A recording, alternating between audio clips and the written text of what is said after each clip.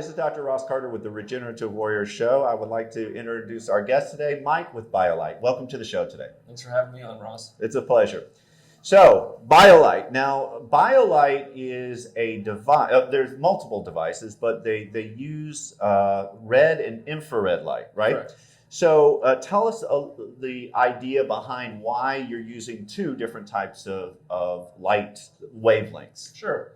So, red and near infrared is used specifically because they're both affecting the mitochondria, Okay. which are all over our body. But to answer the question even further, red only treats the skin. It doesn't penetrate any deeper than that, whereas near infrared penetrates up to 1.5 to 2 inches. So if you're trying to treat your brain or your muscles or your joints or your organs, you got to incorporate near infrared, because if you're doing just red, you're treating just the skin. So, well, why would you even have red to begin with? Because you want to have multiple purposes for the devices? Well, sure, because some people want the anti-aging skin treatments, especially females. They like treating the face, wound healing, all types of wound healing. You're going to affect the skin there. Okay. And just if you want a more full body systemic result, you want to treat superficial and deep, get the mitochondria superficial and deep, anti-inflammatory, pro-circulatory. And so you're talking about the cell mitochondria, which, as everyone knows, is basically the powerhouse of our cells. And so, what is it's doing to the mitochondria? What happens? So what happens, and I don't want to get too deep in the science, but that's kind of where the rubber meets the road. It excites a chromophore called cytochrome C oxidase, Okay. which, when it doesn't get the requisite red and near infrared, let's say you never get outside, you don't get the sunlight, you're indoors all day, you're under fake non-native light. Right. The cytochrome C oxidase does not get excited. It doesn't liberate nitric oxide, because you need nitric oxide liberated so oxygen can get in to help produce energy. So again, when we don't get that red and near infrared light, the nitric oxide stays on, energy isn't produced as efficiently. Okay.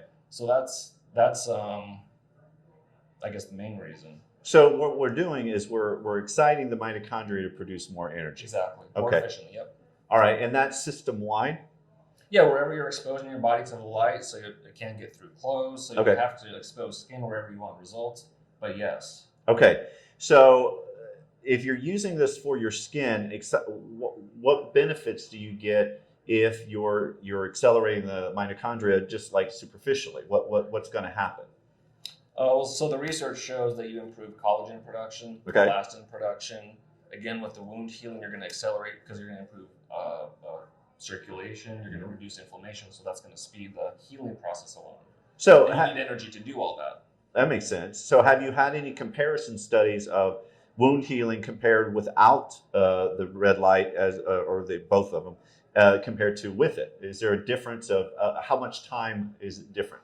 So, I mean, I haven't specifically, but there is an abundance of research showing that without a shadow of a doubt, red and near infrared, but for the skin, red, does accelerate the healing process. So whether it's a wound, whether it's post-surgical and you're cutting someone open, or even orthodontal surgery, you can use red light in your mouth and you're going to accelerate that healing process. And do you have a percentage of acceleration, or is there anything like that?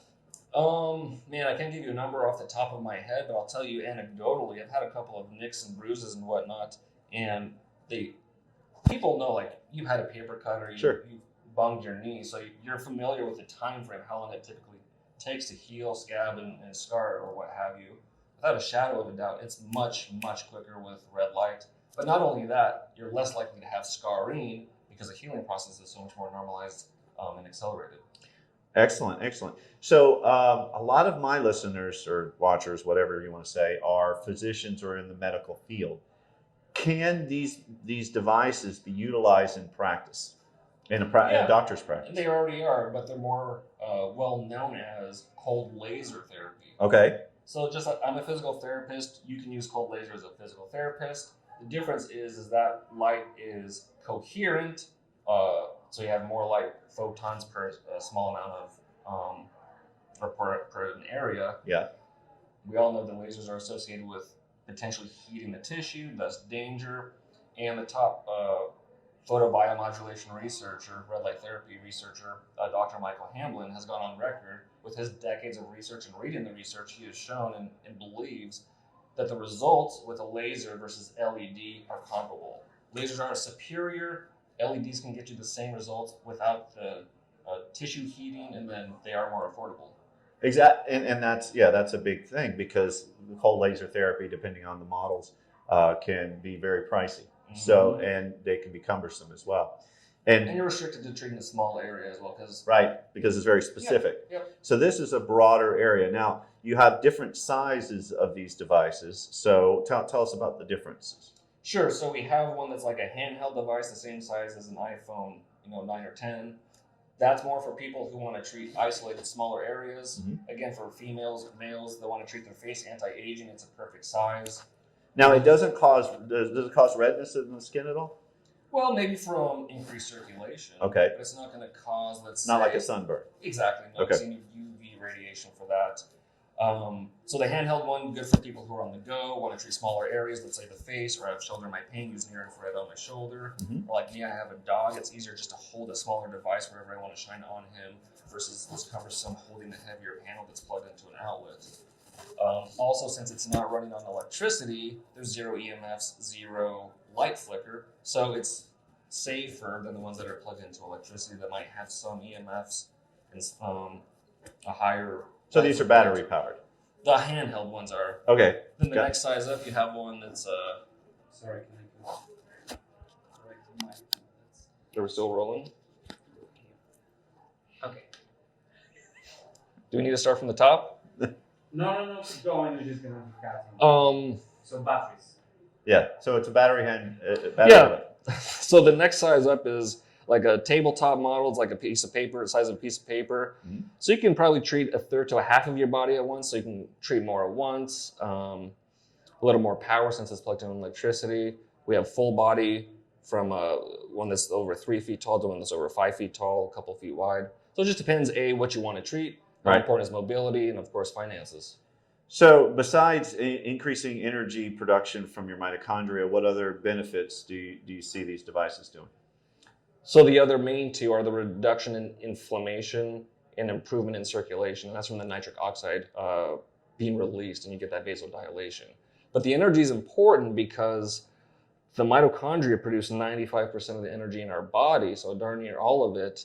And the top mitochondrial researcher in the world, Dr. Doug Wallace, has said the more energy you have per cell, the less disease state you have. So in another way of saying that is, the more functional your mitochondria are, the healthier your cells are going to be, the longer you should live, a better health span. So a lot of it does come down to the mitochondria being more efficient at producing energy. So how does someone incorporate this as a routine in their life without making it something that's an issue or difficult to implement? Right. So there's less friction. Yeah. So I always tell people, if you want free red light therapy, go watch the sunrise, go watch the sunset, because at those levels of the sun in the sky, you're going to have the most amount of red light. Right. And it's very healthy for your eyes. Of course, don't look just directly at the sun, but just off center. But that's very therapeutic. If you want to invest in the technology, again, that's the tough part, is making it not as frictionless. So you don't have to set aside 10 or 20 minutes to have to do it if you don't have the time. But there are ways to implement it. That's what we're looking to do with BioLight, is find ways that people can implement red light therapy really without even having to think about it. Right. So what activities are already doing throughout the day where red light therapy could be emitted on you, so you don't really have to think about doing it. It kind of happens for you. Can you turn it on and work on your computer without a problem? Sure, and that's another good point as far as trying to combat the blue light of technology. That's what I tell a lot of people, is to put their device, even with their computer screen facing them, or at least towards them, and that red light will counter the blue light. But to your point, yeah, you can have a little stand-up on the table, let's say if you want to treat your face. But if you're wanting to treat a certain body part for pain or inflammation, then you're going to probably have to be a little more strategic and have to have a more intense setup. Okay, that makes sense. So basically, these devices are. Give me some price ranges. How much are these devices going to run? So the handheld one is around $370, whereas the tabletop is about $690. Full body $1,300. and then the big dog is 3,400. What's bigger than the full body? So our standard full body is close to 37 inches by 17 inches, and then the bigger one is like 63 inches. So you got a couple extra feet, and then a little wider as well. Okay, all right. So that's the price range. Perfect. And any other closing comments of why somebody would really want to invest? Well, let's do one thing. How about in comparison to other companies that offer these type of devices? There's probably several competitors. Sure. What is the uniqueness of yours?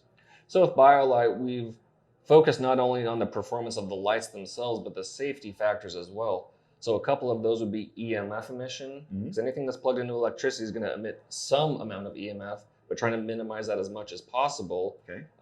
Other companies still utilize Bluetooth and Wi-Fi, which is somewhat counterproductive because that's bad for your cells and mitochondria. And then the flicker rate, because just like being under these fluorescent lights, we can't see it with our naked eye, but being under a high flicker rate on a consistent basis can give you stuff like headaches, migraines, make you drowsy, poor concentration, eye strain, mood and behavioral disorders.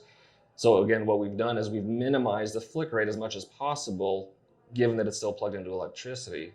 And so again, I think I mentioned this earlier, but the handheld device, since it's only running on battery, maybe this was before we recorded, but since it's running on battery, there are no EMFs and there are no flicker. So people that want to go like the extra mile with the safety, that's another reason to get the handheld one. Okay, excellent. And so if somebody was interested in learning more about the products that you have, how would they get in touch with you? Yeah, the website is www.biolight.shop. I just started my own podcast earlier this year called The Red Light Report. And then most of our social media is basically biolight.shop or BioLight shop. So Instagram, YouTube, Twitter, Facebook, you can find us. All right, excellent. Well, thank you for joining us today. This is Dr. Ross Carter signing off.